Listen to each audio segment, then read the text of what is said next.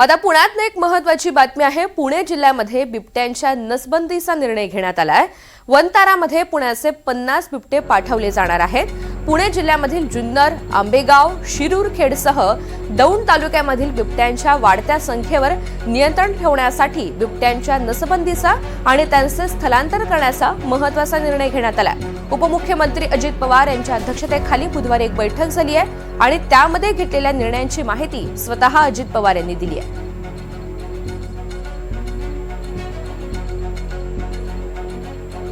अधिकची माहिती जाणून घेत राहुल कुलकर्णी आपल्या सोबत आहेत। राहुल, कालच्या बैठकीमध्ये बिबट्यांच्या संदर्भातले काय महत्त्वाचे निर्णय झालेत?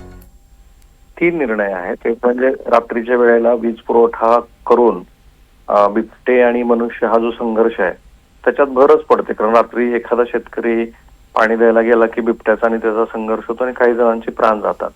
त्यामुळे आता रात्रीच्या ऐवजी दिवसा कशी वीज देता येईल ह्या दृष्टीने झालंय।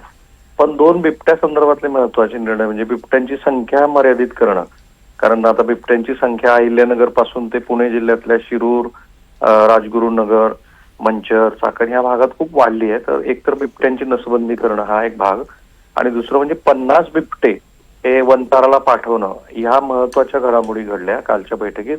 गेल्याच वर्षी आपण सविस्तर बातमी केली होती की कमीत कमी 25 बिबटे गेल्याच वर्षी वनतारामध्ये पाठवण्यात आलेत आणि आता एवढे मोठे बिबटे जाणार आहे। म्हणजे एका अर्थाने या भागातल्या नागरिकांसाठी एक मोठा दिलासा आहे, कारण 5 वर्षाच्या चिमुरडीचा मृत्यू 3 दिवसापूर्वी झाला आणि त्यानंतर आज मंचरमध्ये मोठ्या प्रमाणात आंदोलन पण होत आहे।